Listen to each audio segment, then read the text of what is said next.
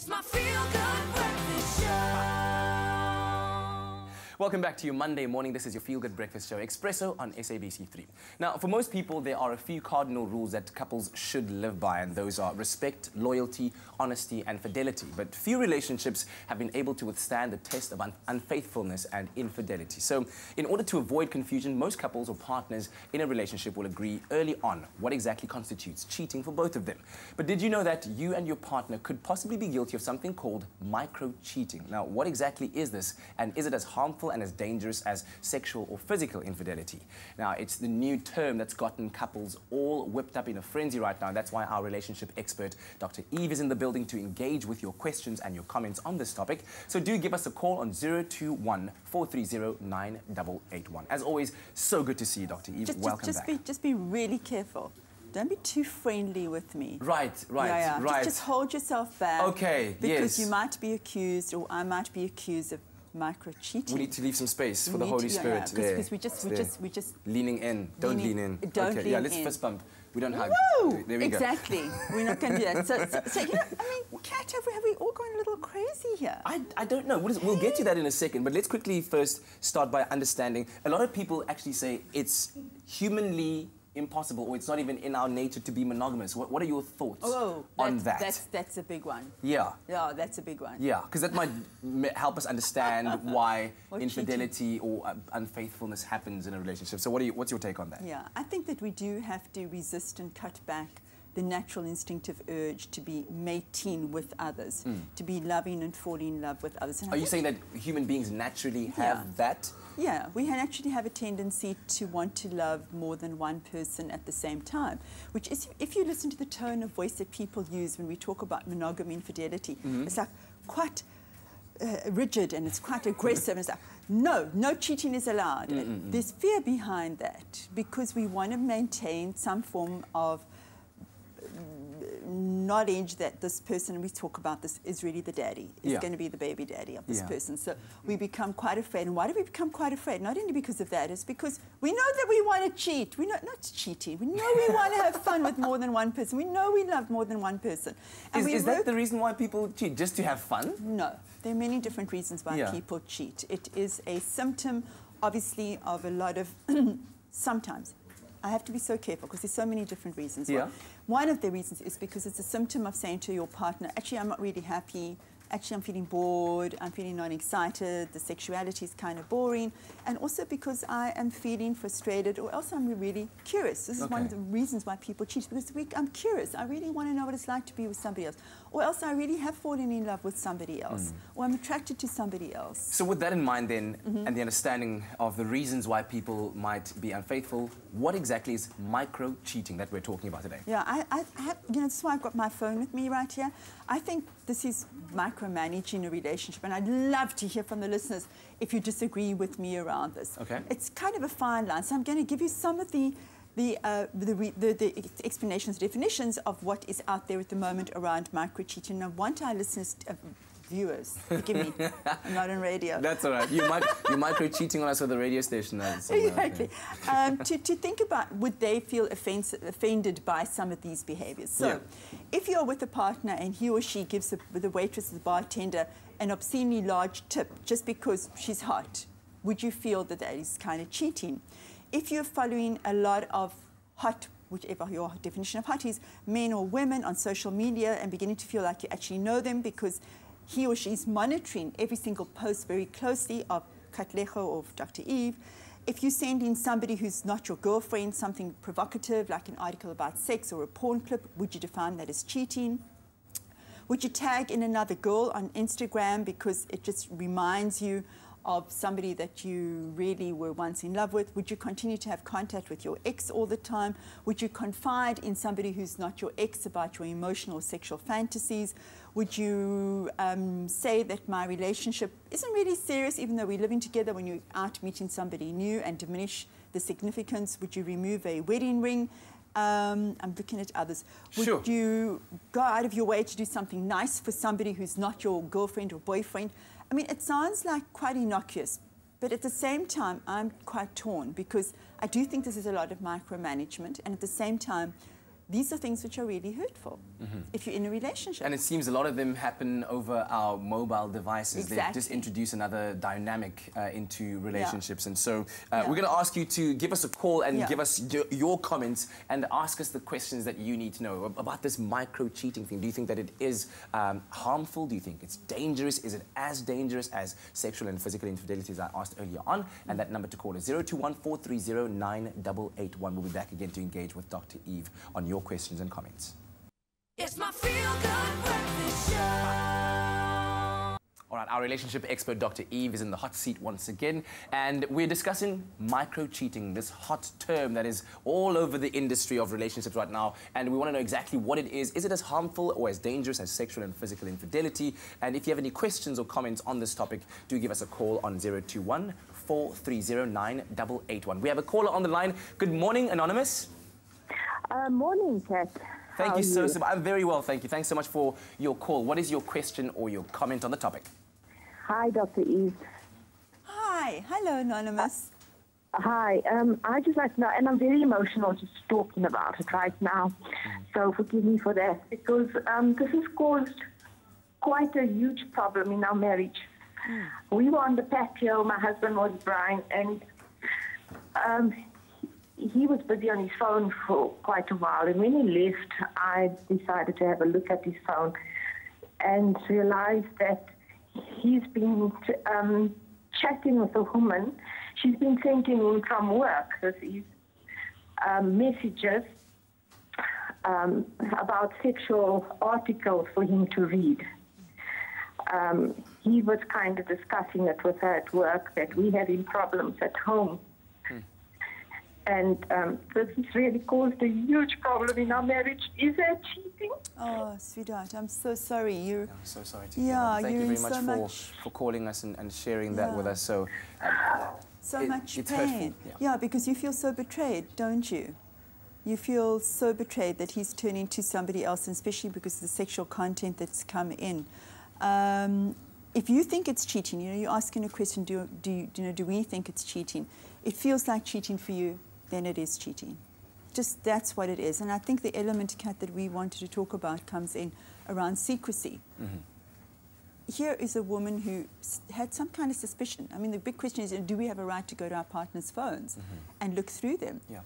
A question that I have for our caller is, have you perhaps taken a moment to discuss this with your husband, Anonymous? Have you done so? Yes, well, discuss this actually. We haven't discussed it. I've been crazy about it. The minute I looked at it, I asked him, what is this? Yes. And what was his response, if I may ask? He just said that he just felt he had to speak to someone about what's happening with ourselves at home, and I asked him why with another female and not a male. And he just couldn't answer that. Yeah.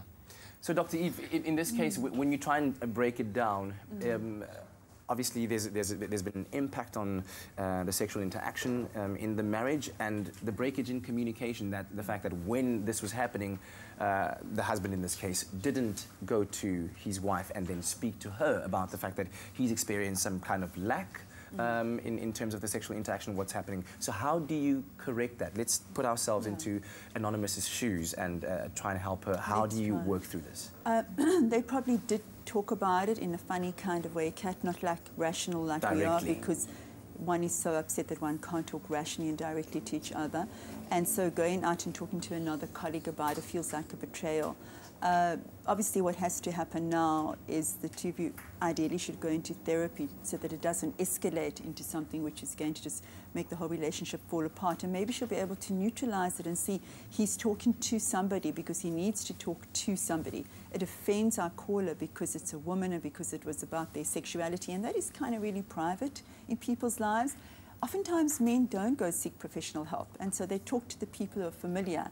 And in this case, it's a colleague and it's female, and so it hurts her enormously because one wants to keep those things quite private, and it feels like she's been invaded, her bedroom's been invaded. Yeah, yeah. So you do need to put some boundaries and tell your husband, I do not want you to be talking to anyone about our intimacy anymore. Yeah, all right. Well, thank you so much to Anonymous Yeah. for your call and sharing your honesty with us. We really do appreciate it. And we'll carry on talking to Dr. Eve and engaging with you on the topic of micro-cheating and exactly what it is, what it means to you, and whether you think it's as harmful and as dangerous as sexual and physical infidelity. Please give us a call on 021-430-9881.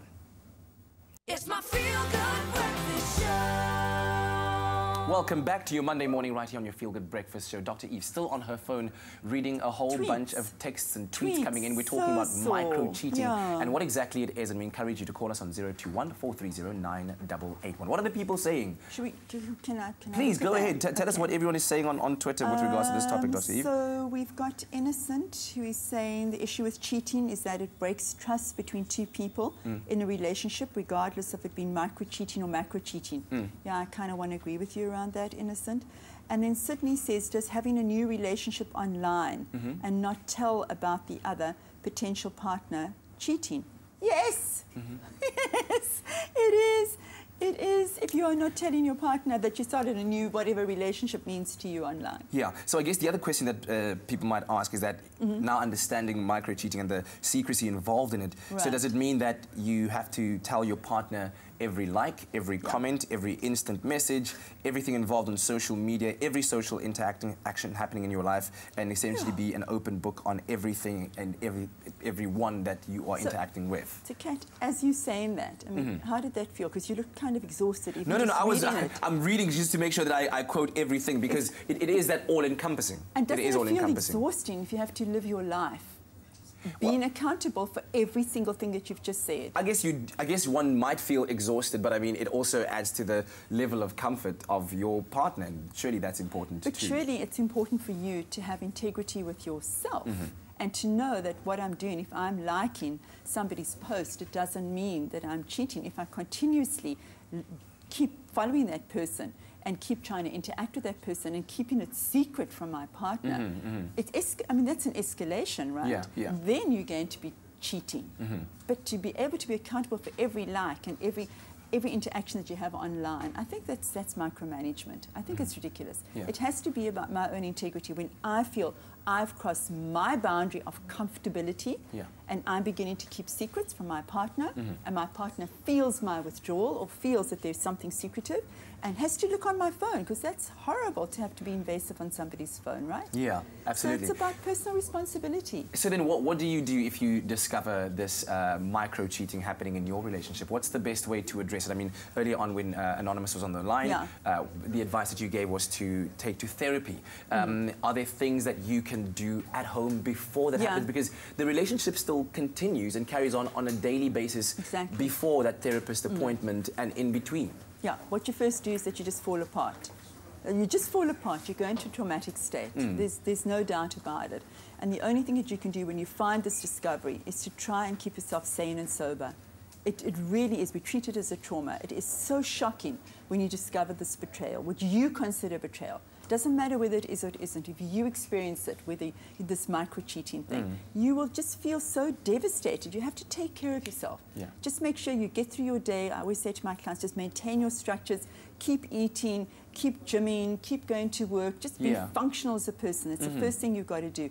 And then keep engaging with your partner. You want to keep talking, what does this really mean? Was this really infidelity? This really hurt me? And then for you, what's called the perpetrator, and I've just written a blog about that on my website. Please be responsible. Because I was listening very carefully when you asked her what was her husband's response. And he became like a little defensive. The first thing you've got to do when somebody finds that out is just to say, oh my goodness, you know, I'm sorry this is hurting you. Acknowledge I'm hurting you. Then get into discussion of what it is, and then you begin to tease out, well, I don't think that's cheating, and you do think it's cheating. So let's then begin to create a contract, a new agreement between us around how much do you want to know about what I do online? How much would it keep you feeling safe with me? We have to have that discussion. All right, and we will continue our discussion very shortly, and our line is still open, 021-430-9881. Let us know about your thoughts on micro-cheating. It's my feel-good breakfast show. All right, we're back again with Dr. Eve, who just Not quickly cheating. suddenly put down her phone, Not cheating. interacting with everyone on social media. Clearly, there's a lot that people have to say about micro-cheating, which is, of course, our topic of the day, and what it means. When does it become cheating to you? Is it when somebody sends an X at the end of a text? Is it a hug? Or, you know, what does it mean to you? We've got a caller on the line. It's Suleya, I understand. Sureya. Good morning, Sureya. Good morning, Kat. Good morning, Dr. Eve. Hi, Saraya. Hi. Dr. Eve, I don't think mine is micro-cheating. I was in a relationship, a marriage for 35 years with 4 good children, and all we had hardships as a family, but I thought we were on the right track. And I saw, he had moved out of our bedroom on the excuse that I was fighting with the kids over a Rottweiler puppy. And then he showed us our grandchild photo, and the 4th photo was a woman's photo. And when I asked him, who's this woman? And the excuse was, it's my work cell phone. My PA must have put it there. And it was just blatant lies. And I chose to, then he bit my hand. I charged him with domestic violence. Prior to that, he had called the police for me, and I saw it as an indication of guilt. It was absolutely amazing. I couldn't believe that I knew this guy when I was 13 and he was 14 years. Saraya, I'm needing to catch up on this. You charged him with domestic violence for what? Prior to my kids and I saw he showed us our grandchild's photo. Yeah. And the 4th photo, he didn't realize was a woman's photo. Okay. And then when I asked him, who's this woman?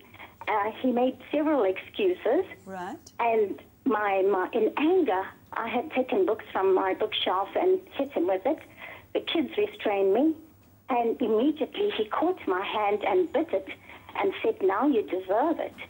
And then a few minutes later, when he went into the kitchen, my younger son comes running down the passage. Dad, why did you have to phone the police? They're at our driveway gates.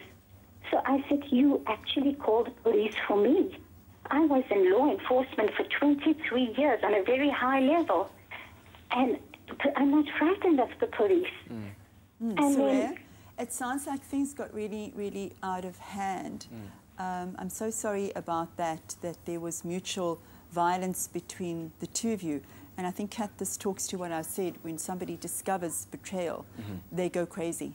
Yes, absolutely, Dr. Eve. Yeah, it's unfortunate because there should never be violence. Obviously, in a relationship, either you hitting him or him biting you, that's completely unacceptable. The finding of a photo, and here we kind of revert back to what we were talking about, is he went into denial. And I think that's what upsets Saraya so much, right? Is that he denied and he made you feel like you were going crazy. That's right, yeah. Yeah, and you would do anything at that moment to get him just to say, I'm sorry, this must hurt you, this must be terrible for you. And then things got wild and crazy. So what is the best way to deal with it, Dr. Eve, when you do discover something like this, and or any kind of definition of micro-cheating that you perceive and believe is infidelity on any level? What should your first step be? Not to be beating each other up even though you feel like you're going crazy. Get support systems in place. And don't involve your children, please. I really don't believe that children should be involved in infidelity of any kind. But get some support that you do not harm each other. Yeah. This is a very real thing. As you really must move out the space if you're going to be harming each other and getting the police involved. And then when you have got some quietness, then you have to start talking to each other. And for the perpetrator of this, the one who's been found, and I don't know if he has perpetrated, he has to be acknowledging the pain that he has caused you. He has to, or she has to, acknowledge the pain. And then rational conversation can follow. But for a while, it really does get crazy. Yeah. And that's why you need to get support of trusted family, trusted friends. Get some kind of system to support you through this very traumatic time. Yeah. Well, I guess that's another question, because in the first when Anonymous called us, the confiding happened with someone at the workplace, and that turned into this kind of betrayal. So to what extent do you then involve whether family, whether friends, if you discover something like this and then you need that kind of support, to what extent do you involve other people? As little as possible, even though at that particular time it's not possible to talk to each other because you feel so enraged. And you do want to keep talking with each other, but I keep coming back to professional help. Get as quickly as you can. The longer you delay it, the process of going through this, the more extreme it becomes over time. You want to get to somebody as soon as, even if it's your religious counselor, somebody that you trust in your community, who's not going to be your child, your parent. Just try not to involve those people. All right. Dr. Eve, thank you so much. It was certainly a very difficult and emotional topic to address today, and we thank all of our callers who shared their stories with us, and we hope that what we've shared with you today certainly does lighten the load to a certain extent and help you find a way to move on. Thank you so much, babe. See you next week, Dr. Eve. We're going to take a quick break and we'll be right back.